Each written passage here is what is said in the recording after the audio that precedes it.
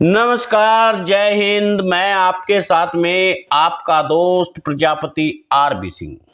लगातार प्रजापति समाज पर अत्याचार होते हुए दिखाई दे रहे हैं। जहां एक और कोमल प्रजापति जो 5 साल की बेटी थी उसके साथ में रेप कांड हुआ, वहीं पर मामला वाराणसी से है, जहां मानवता को शर्मसार करने वाला एक और मामला सामने आया। त्रिभुवन प्रजापति को लाठी डंडों से पीट पीट कर अधमरा कर दिया। वह ट्रमा सेंटर जाकर जहां उनकी मौत हो गई। दबंग लोगों ने उनके साथ में अभद्रता की और उन्हें लाठी डंडों से मार दिया। ग्राम सभा रेसीपुर, थाना जैसा वाराणसी, तहसील राजा का तालाब में यह घटना घटी। थाना प्रभारी को भागीदारी पार्टी के देवेंद्र प्रजापति ने फोन करके न्याय की गुहार लगाई। अब यह देखना होगा आखिर प्रजापति समाज के साथ में योगी सरकार में लगातार एक घटना घटती नहीं, दूसरी और घट जाती है। एक के बाद एक लगातार घटनाओं पर घटनाएं घटी जा रही है और प्रजापति समाज चैन की नींद सो रहा है। आज मैं पूर्वी उत्तर प्रदेश के प्रजापति समाज की बात करूंगा, जो प्रजापति समाज अभी तक फेसबुक, सोशल मीडिया पर अपने आप को लगातार यह बताते हुए नहीं थकता कि इस देश में यदि कोई समाज की लड़ाई लड़ रहा है तो वह हम हैं। वह समाज जो सोशल मीडिया पर लिखते हुए नहीं थकता, वह समाज जो अपने आप की प्रशंसा करते हुए नहीं थकता, आज इस तरह की घटनाएं वहीं और आसपास हो रही है। आखिर प्रजापति समाज आंख मूंद करके, कानों में उंगली लगा करके इस तरह गुम है जैसे उसे कुछ पता चलता ही न हो। आप जो ये लाइव तस्वीरें देख रहे हैं हमारे स्क्रीन पर, यह वाराणसी की है, जहां एक बुजुर्ग को एक परिवार ने लाठी डंडों की सहायता से पीट पीट कर मार दिया। नाम था त्रिभुवन प्रजापति। क्या योगी सरकार में अब बुजुर्गों की कोई इज्जत नहीं रह गई है? क्या योगी आदित्यनाथ की सरकार में जंगल राज कायम हो गया है, जहां कहा जाता है कि योगी राज में अब अपराधी मिट्टी में मिलाए जाएंगे, तो इन अपराधियों को अब कब मिलाया जाएगा? जो अपराधी प्रजापति, ओबीसी, कुम्हार समाज के साथ में लगातार अत्याचार करते हुए आए हैं, उन लोगों को कब मिट्टी में मिलाया जाएगा और कब उनके ऊपर बुलडोजर चलेगा? आपने देखा होगा किस तरह प्रजापति समाज के हर उस व्यक्ति पर बुलडोजर चलता हुआ जो समाज की आवाज को उठाता है या पार्टी से किनारा कर जाता है, वह भी भारतीय जनता पार्टी से, तो उसके घर पर जाकर के सीधा बुलडोजर खड़ा हो जाता है और उसमें राजनीतिक खामियों को निकाल करके उसके ऊपर बुलडोजर चलाया जाता है। यही नहीं, हमारे समाज के बुद्धिजीवी, हमारे समाज के वे लोग जो प्रतिदिन सोशल मीडिया पर बने रहते हैं, वे प्रश्न दागने शुरू कर देते हैं, आखिर कुछ तो इसने किया होगा, यूं ही किसी के ऊपर बुलडोजर नहीं चलता। यह बहुत बड़ी बात है। लेकिन 5 साल की बेटी के साथ में रेप कांड हुआ, यह छोटी भी बात नहीं है। उस आरोपी के घर पर बुलडोजर नहीं चला।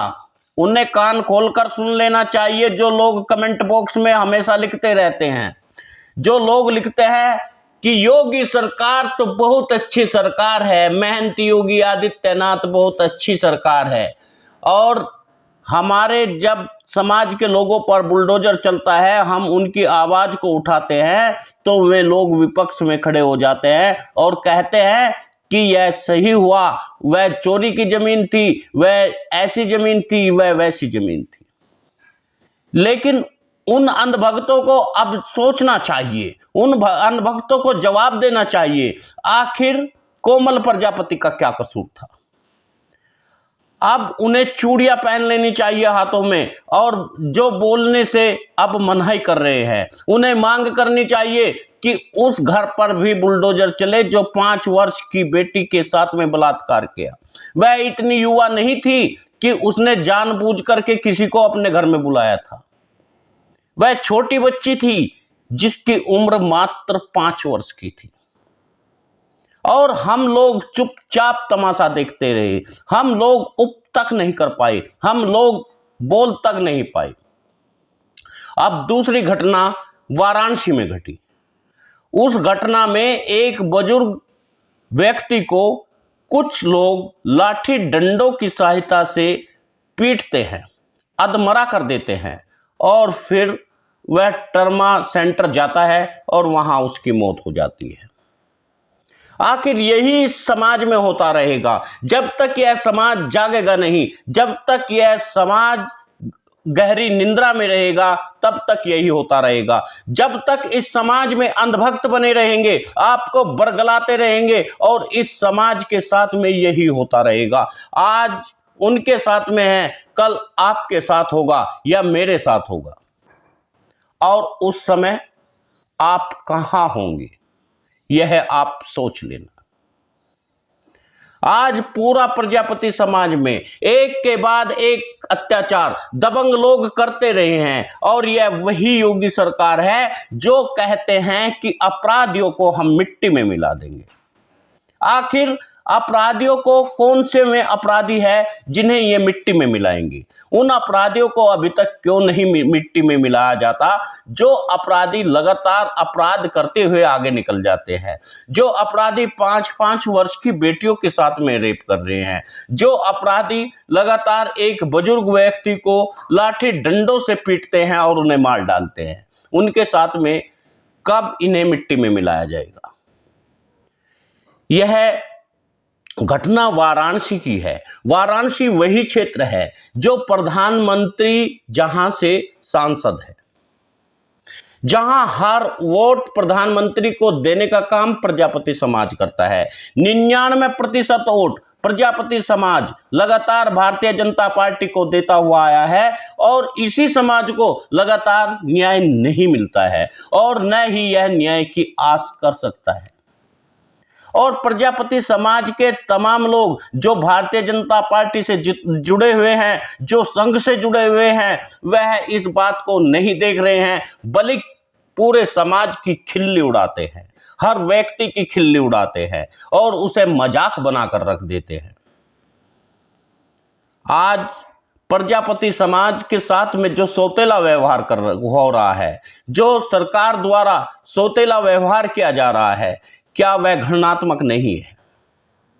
आखिर एक समाजसेवी जो समाज के लिए लड़ाई लड़ता है, जो समाज को लेकर के जंतर मंतर पर जाता है, उसके फार्म हाउस पर 5-5 बुलडोजर चलाए जाते हैं। लेकिन एक अपराधी जो केवल ब्राह्मण समाज से होने के नाते यदि वह एक 5 साल की बेटी के साथ में रेप करता है तो उसे कुछ भी नहीं होता, न ही उसके घर पर बुलडोजर जाता और न ही उसे मिट्टी में मिलाया जाता।